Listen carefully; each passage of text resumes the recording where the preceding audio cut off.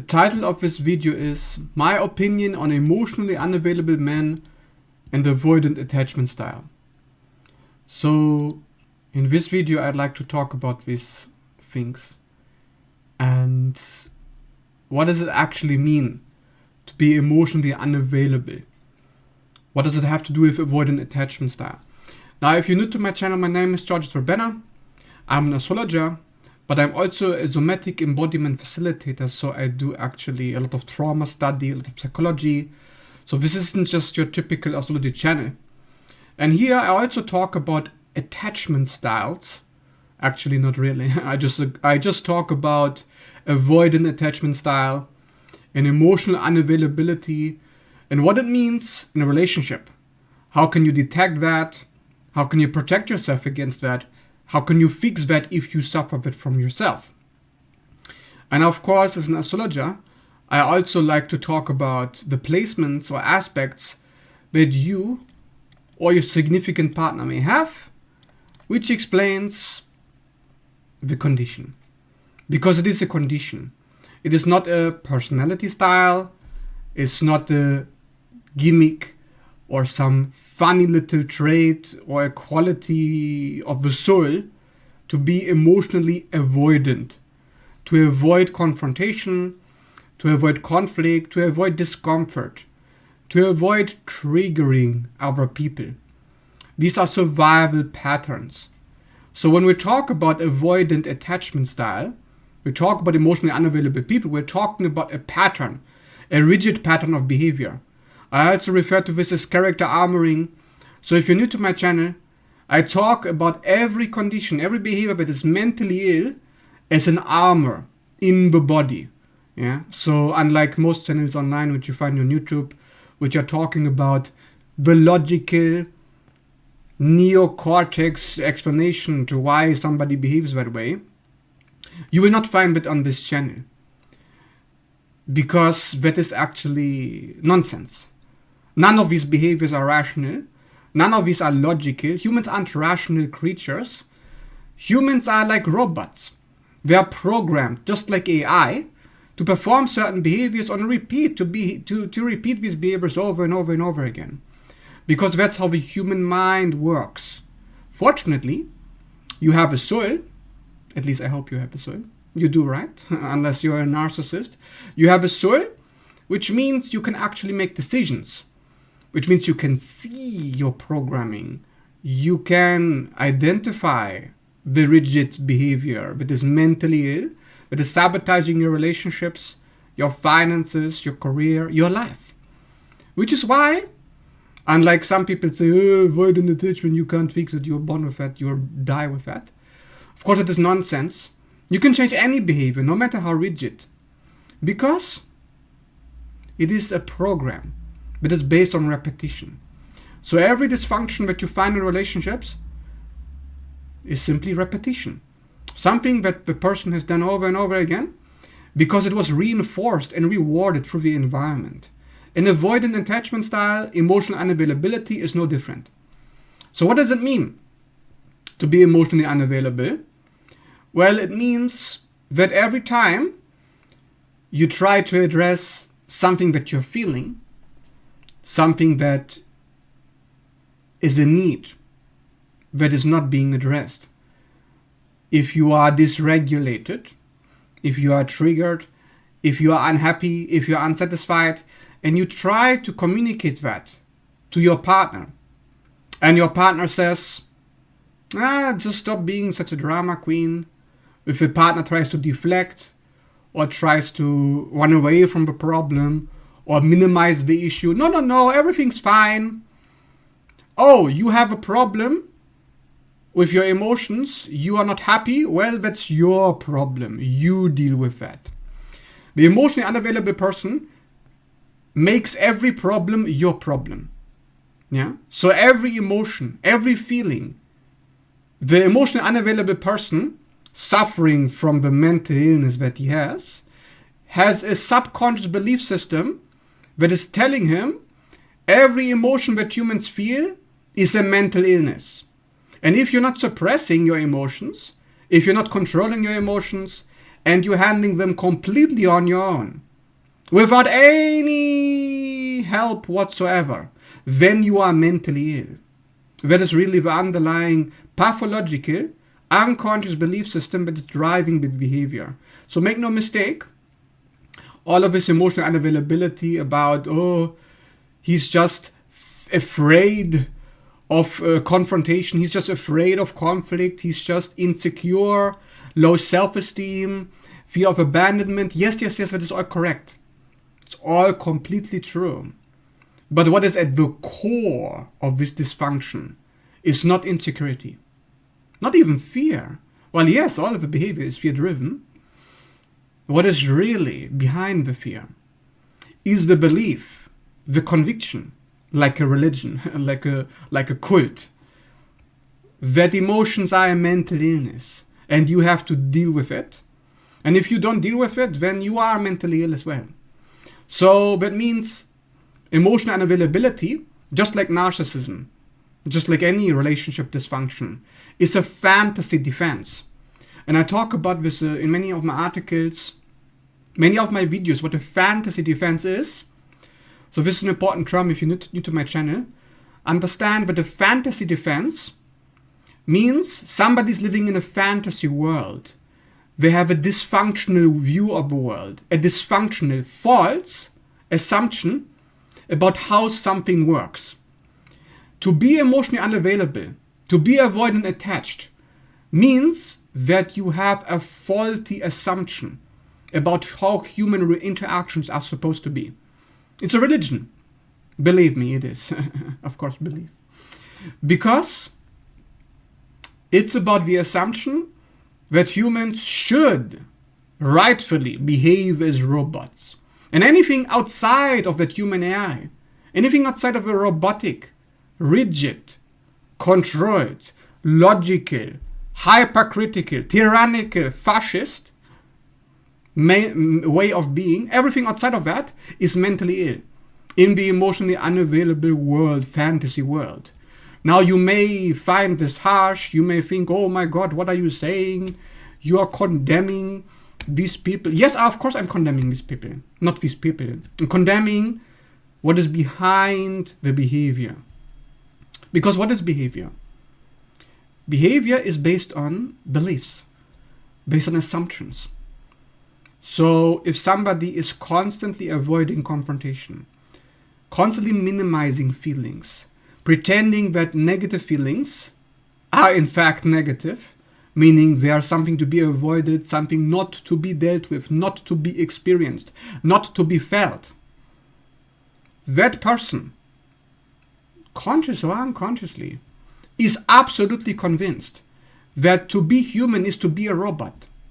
And to be anything other than healthy is to be emotional, is to be looking for getting your needs met in cooperation with others, talking about your feelings.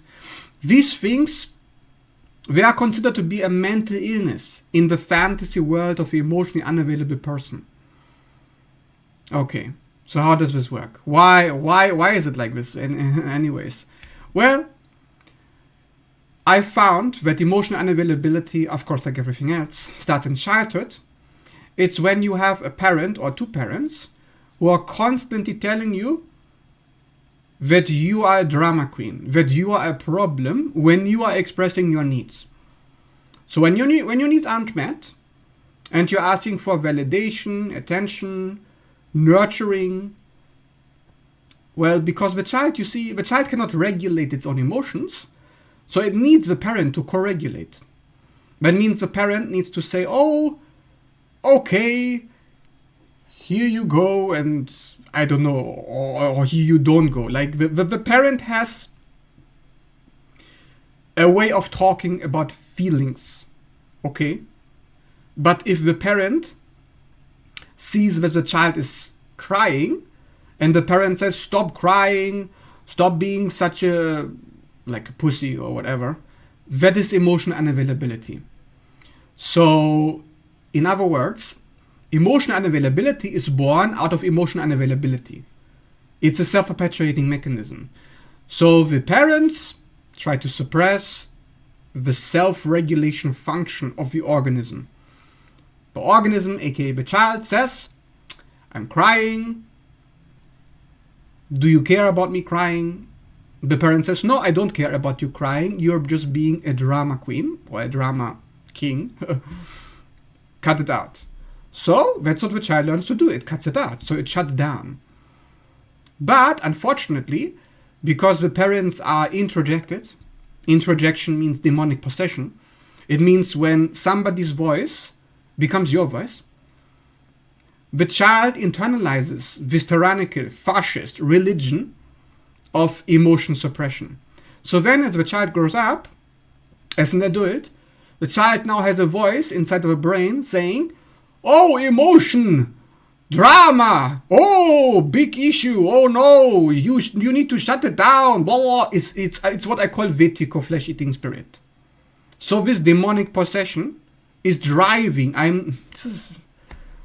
this is spiritual warfare 101. It's driving the behavior of the emotionally unavailable person, because if I go around suppressing everybody else's feelings, telling them that they're all being dramatic, I don't have to deal with my own feelings. Of course, if I want to live in a fantasy world, I need to convince everybody around me that the fantasy is real. That the feelings are in fact something that doesn't need to be dealt with. I must convince everybody of this fantasy, so I will go around creating a religion out of it and recruit everybody around me to it. And everybody who says no to my religion is a heretic. Therefore they are the drama, they are the problem. And I will gaslight them, I will blame them, and I will tell them, no, these emotions are your problem, you are mentally ill, you need help, you need therapy. So the emotionally unavailable person becomes a perpetuator of a religion, in which in this fantasy world, emotions aren't dealt with and they don't need to be dealt with. Let's ignore the physical, mental, and spiritual consequences of all of that. Meaning that there's not going to be any accountability, there's not going to be any boundaries in that kind of setting, which is why, because at the core, all of this is fragile, right? It's a fantasy world. So just like if you go into church and you talk about religion, you get all these attacks. Like the moment you question the religion, people get very defensive, right? Why do people get defensive? Because it's a delusion. And delusion, the soul recognizes it as a delusion. But unfortunately, the body, the ego, has all these mechanisms in place to keep the person in the fantasy world. So therefore, when the fantasy is threatened, the ego is threatened.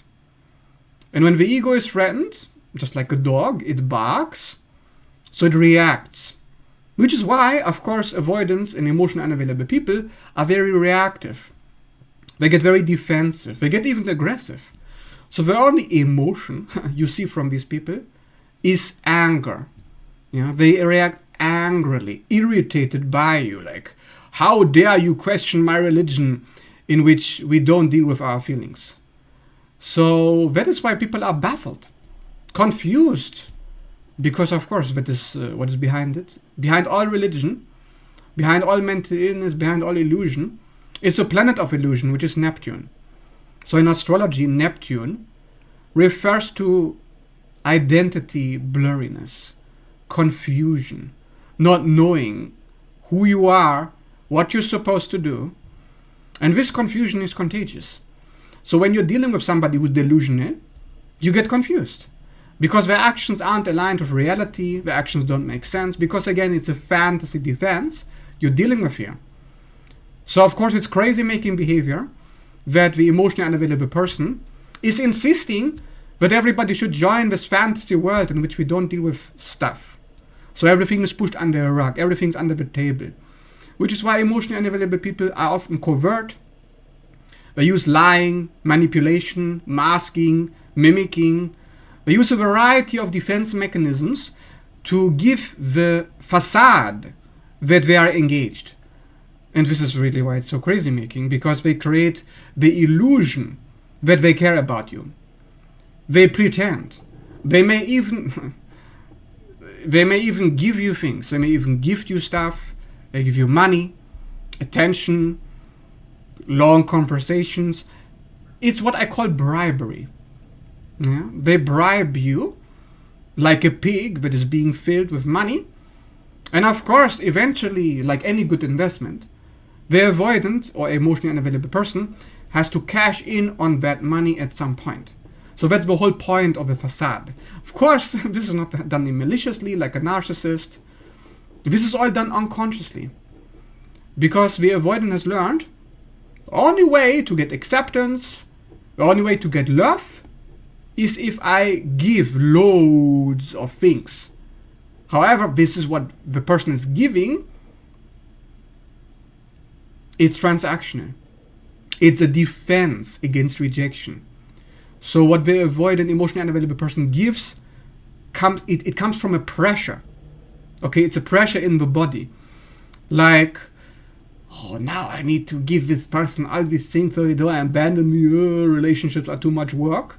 So this is why avoidants don't like commitment. Because to be committed to you means, so I'm always going to feel that pressure to give, to mimic, to mask, to hide myself, to give a facade, because otherwise they're not going to be happy. They're going to nag. They're going to abandon me. That is what I call reptile consciousness, snake consciousness. So again, if you don't know this term, you know, you learn so much if you're on my channel. This is another form of spiritual warfare. This is part of a human AI. So if you want to understand how this matrix works, in this matrix, humans are designed to get stuck in the reptile brain. Basically, there's an evil agenda to get as many people as possible, as much in the reptile brain, which is survival mode, as possible. What happens?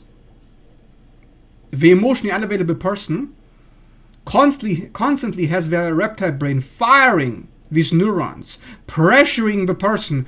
I need to do something to bribe this person, to keep this person going so they love me, so they don't abandon me. Because the person is constantly facing a fear of abandonment, and this fear, it drives the behavior to create distortions in the brain. And these distortions I call reptile consciousness, which creates the illusion that other people are always out to get you. This is like the ultimate conspiracy theory. Of course, conspiracy theories most of the time are true, but this conspiracy theory is the conspiracy of all conspiracies. This has been going on for thousands of years. So if you understand this, you really understand your own shadow, how your own mind plays tricks on you. Because as a human, every human, like it or not, has to deal with this reptile brain, which means we have to deal with a part of the brain which at some point is going to project that everybody is our enemy and we are not safe. Okay. Now the emotionally unavailable person is projecting constantly throughout every single relationship. Of course, they don't know this, but their brain is doing this. That you are a snake and you will betray them. You're not to be trusted. But of course, because you're a snake, and snakes are all about money, snakes are all about control and power, he will bribe you. He will give you what you want because he assumes that you are just as reptile driven as he is. That's the whole thing, right? That's how shadow projection works. So an emotionally unavailable person is somebody who is exactly everything that he assumes that you are. He's emotionally not trustworthy because he's unstable. He will not deal with anything, so you can't rely on anything for anything. Number two, he's a liar. He's a manipulator because he used bribery so you don't leave him. It's not because of his kindness of his heart. This is why if you are incompatible, you will think you are compatible even when you're not. So he's going to create a facade to create compatibility with incompatible people in his life. And you will never know where you really stand. So this is why the snake is him. you see. Of course, not really. But the reptile brain is in charge. Therefore, the behavior is snake-like. Because it assumes that you are a snake. So to make sure that you don't do what snakes do, he bribes you, he feeds you, he manipulates you, so you don't do what you're expected to do. Which, of course,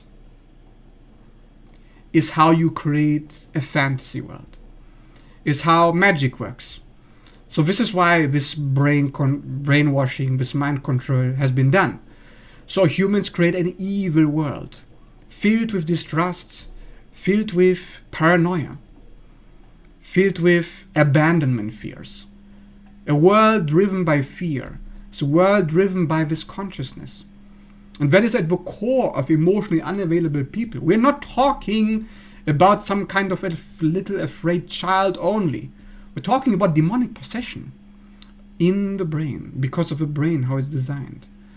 Of course, you don't have to call it demonic possession if you don't want to, but a demonic force has installed a part of the brain, modified it in such a way to create this over and over and over again for humans, so they attack each other, so they don't trust each other, so they recreate the same nonsense over and over again.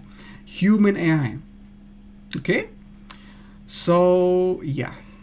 If you understand this, you understand emotional unavailability. Yep. So, let's talk about avoidant attachment style. How does this work in relation to this? Well, avoidant attachment style, if you don't know what an attachment style is, attachment style means this is how I deal with my attachments. Avoidant means I avoid attachments. That means I don't get attached, obviously. Why? Because snake consciousness. Because I assume that you're a snake, everybody's a snake, so you don't attach to snakes, right? Obviously, because it's in the nature of the snake, which is gonna hurt you. So this is why avoidant attachment style, by definition, is part of snake consciousness. Now, if you don't understand this, you're not very smart if you listen to this video, because it's kind of obvious, but that's how it works. Now, I know nobody talks about this because, I don't know, people are just not aware of this. People assume that this is a small issue, you do some therapy, and you try to not trigger the avoidant, right? You see all these videos online, how you should have a relationship with the avoidant by giving him space, right? That's what he's asking for. So this is somebody who always asks for more space, for less neediness, meaning he doesn't want to be pressured by the snake, aka you, to show up in the relationship, to be emotionally available. That's why emotional unavailability and avoidant attachment style, in my opinion, they are one and the same. That's why I named this video this way, because if you go online, you can watch any number of videos about this topic. I'm not here to explain exactly what that is. Just in a nutshell, somebody is so afraid that everybody's a snake, so you don't attach to snakes, therefore you avoid attachment, number one. Number two, you avoid negative feelings, or you avoid talking about these feelings. You avoid conflict. You avoid everything. You avoid everything that could trigger somebody. You avoid everything that could cause disagreement. Or, it depends on the severity. Because you see, we're not just talking about a program here, we're talking about something, sometimes it's really bad, really rigid, and sometimes it's not so rigid. So not everybody's the same. Because some people, they can still criticize you, they can still push you, they can still cause disagreement, but be an avoidant at the same time. Because some avoidants, or most of them, actually, once they do feel a little bit safer with you, and they feel like you care for them, you love them, and you have shown over and over that you are trustworthy. Because the avoidant suffers from reptile consciousness, the snake consciousness will take over and will look for flaws It will look for proof that the fantasy world in which the avoidant lives, in which everybody's a snake, is true. Let me repeat this. To be an avoidant attachment style person means that your brain will constantly look for proof that its fantasy world of everybody being a snake is true. So it will look for flaws.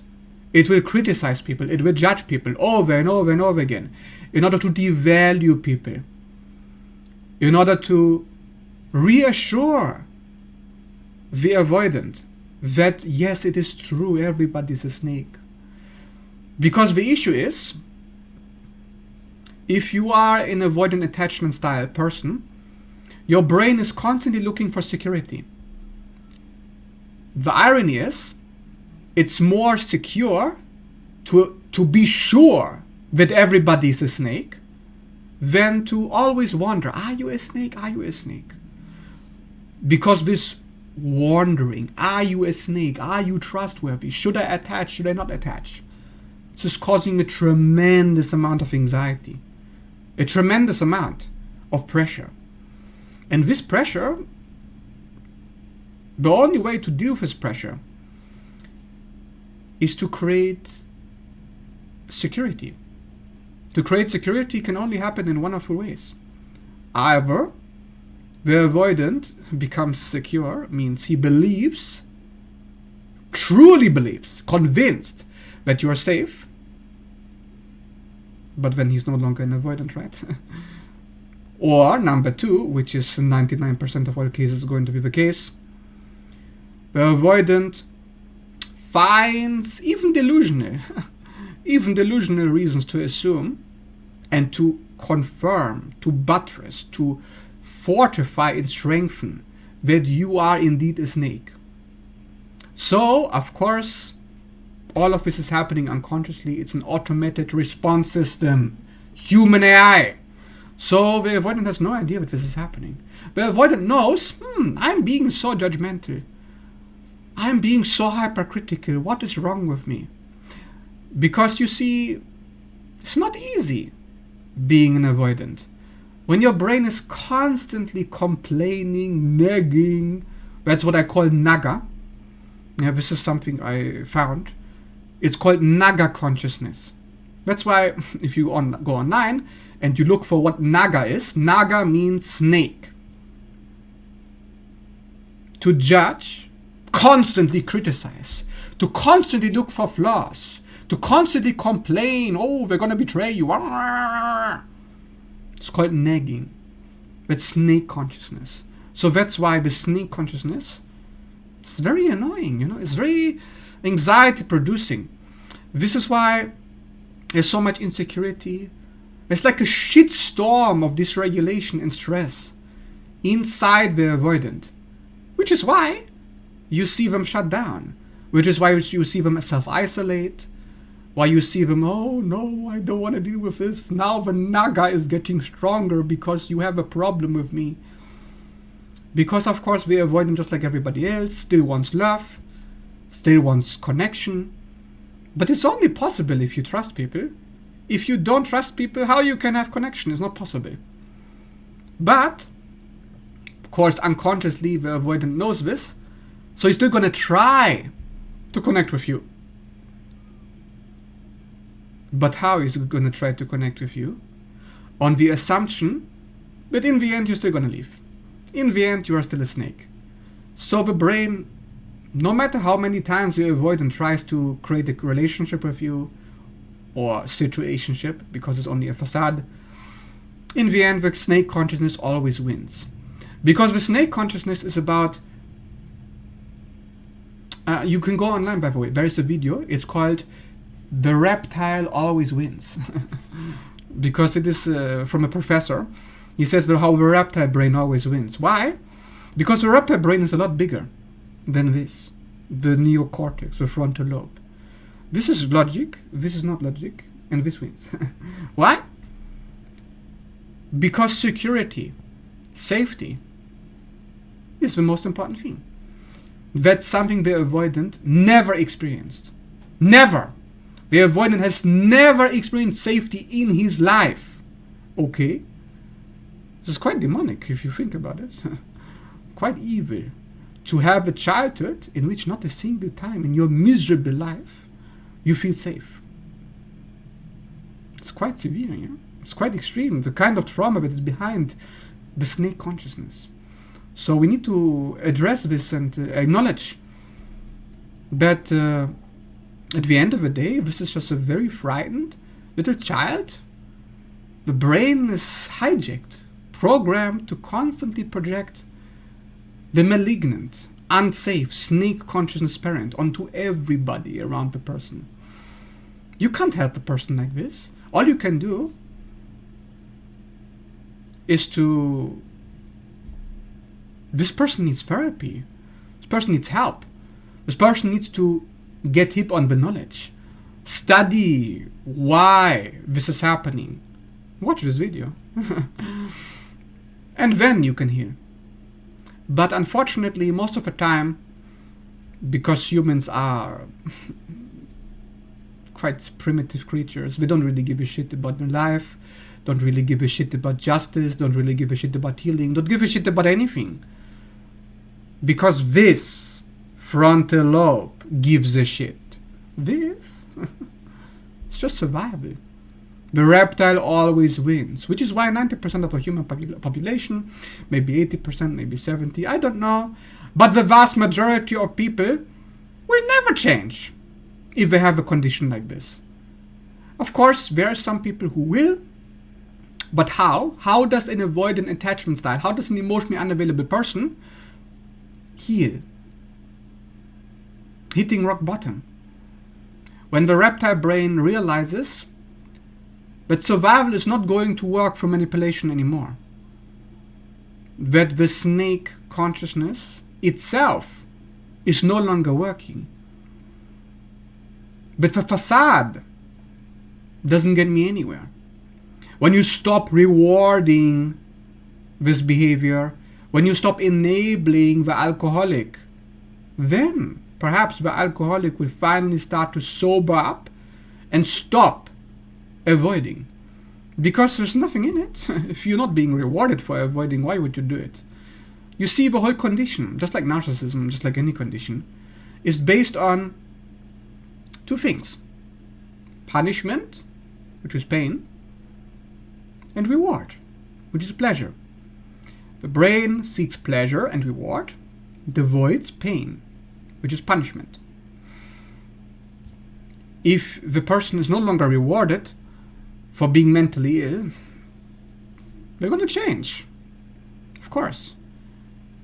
Well, not always, but most of the time. So that's what you want. Which is why most of the time it is the best thing if you leave a person like this. Don't be their therapist, don't be their mommy. You can show them this video.